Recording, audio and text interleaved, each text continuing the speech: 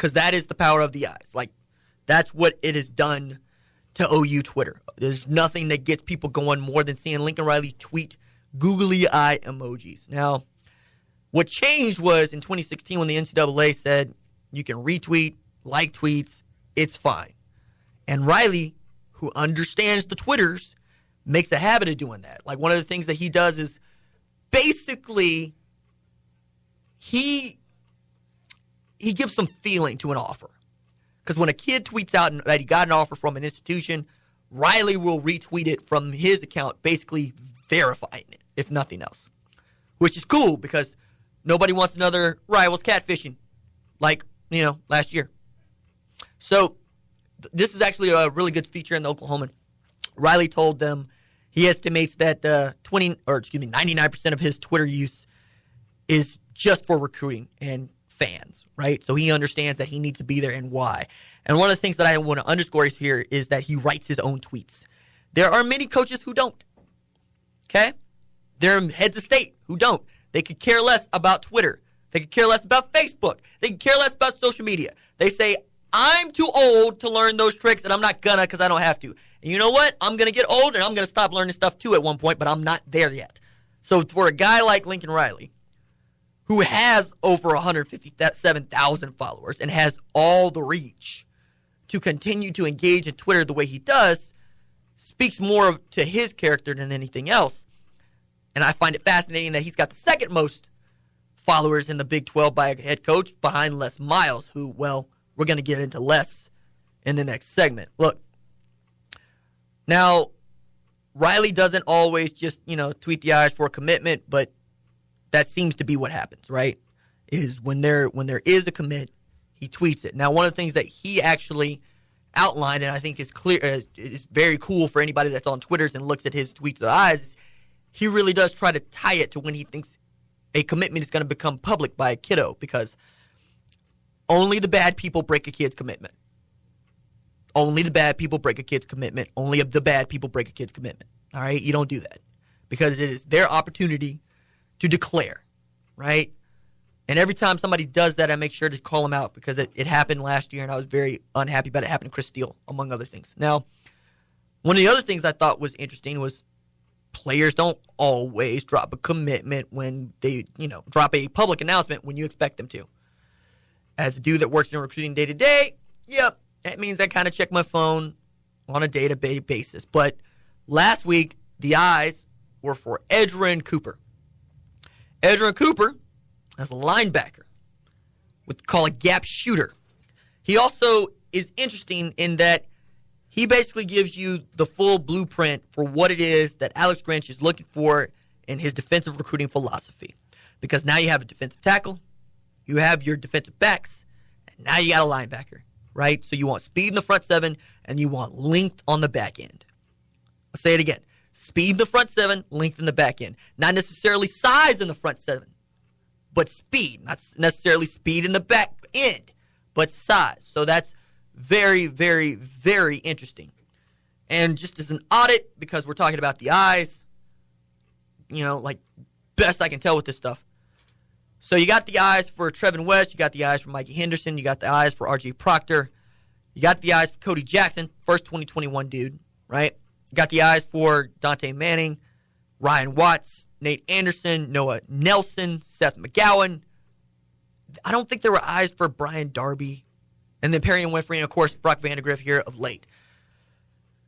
Now, I also find it fascinating that many folks have got Twitter accounts specifically so they can A, follow recruits, and B, follow Lincoln Riley to keep up with recruiting. Because that is how you know that somebody is deep into the weeds of their fandom. Because there is a certain sect of human beings, which I am one, who really do enjoy being in the know on recruiting because there really isn't anything deeper other than being inside the team, and that's getting more and more difficult to do, and yet we still manage to pull it off. But should you care about eyes tweeted? Now, I know there are folks that want to poo-poo recruiting, call it fantasy football, sure, whatever, fine. But yeah, you should care because the kids' stories are most important. Because all of the all of the classes are formed well before signing day. You know, my man Masick coined lesser signing day. You know, and we're talking about the transfer portal and how it's changing recruiting. But recruiting still matters on a day-to-day because these are the same kids that are recruiting other kids they want to play with.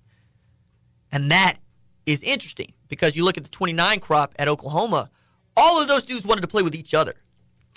And they formed around the best quarterback in the class. And I don't think that's not a coincidence. So if you wanted to see how a class is going to be shaped and you want to be able to look at a group of kids and say those are going to be the world changers, you need to start with recruiting. Like the 2017 class for Oklahoma is about to start paying dividends in a real way. Guys like Trey Brown. Guys like Levi Draper who hope comes on. But also you can see how it doesn't work out. Like Lincoln Riley's first miss as a quarterback guru, as the dude that can turn your son into a Heisman, was actually Chris Robinson, right? People forget that. Kiddo out of Mesquite, Texas. Got bounced from Oklahoma. Has been suspended twice at Florida Atlantic. So no, it's not always going to be good stories. But the stories are important because the stories remain. And I think that if you want to get to understand how teams are formed, especially at the college level, you need to pay attention to recruiting.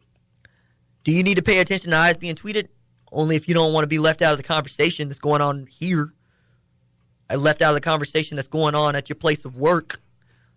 And what I find is most people want to be engaged in the conversation. That's what Twitter's about. People sharing their ideas and their opinions, especially if they're unwanted. Patrick, I keep bringing up recruiting, and I understand. ABC, always be recruiting. Well, but what is fascinating to you about any of this? I'll say this about the eyes. They've taken on a life of their own. When he tweets out the eyes, he being Lincoln Riley, people get excited. It creates a buzz. I mean, I didn't go to OU, so I don't consider myself a fan, but it's one of those things where I see it and I'm like, oh, whoa, something's coming. And you start to wonder, like, oh, is it this guy? Is it that guy? Is it someone we don't even know, something crazy? That's what I think is what's great about the eyes. He took that. He invented the eyes, but he invented that recruiting buzz. And it's a way to look, he's not breaking or he's letting the kid have his day, his moment, but it's still stamping and putting OU out there. Well, more than that, the kids they'll ask, are you going to tweet the eyes? Yeah, they're excited about it. Right.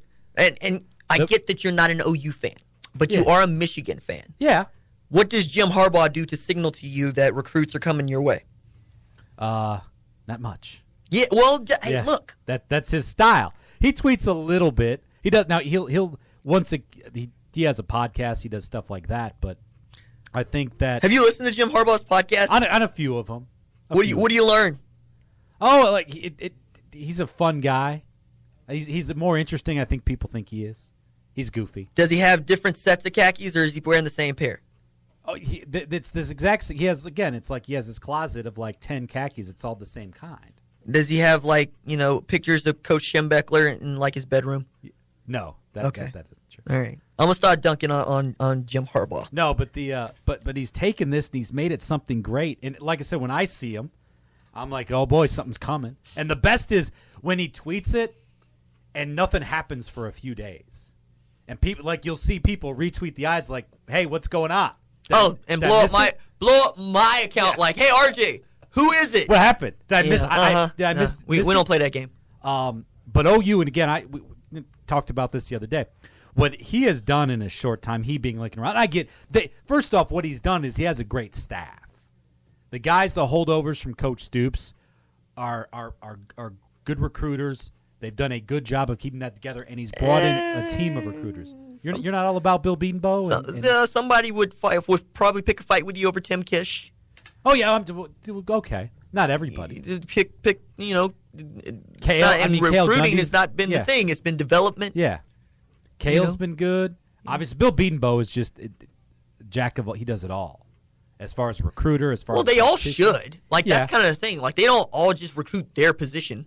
No, I'm saying just he's one of those guys who he is an outstanding coach of tactical coach, and he's an outstanding recruiter. That's rare. No, and that is the way that it has to be if you're going to be a lifer in college football, right? Because you better lock down your region, because that's a good way to distinguish yourself. But you can lock down your region. You're going to be a good coach.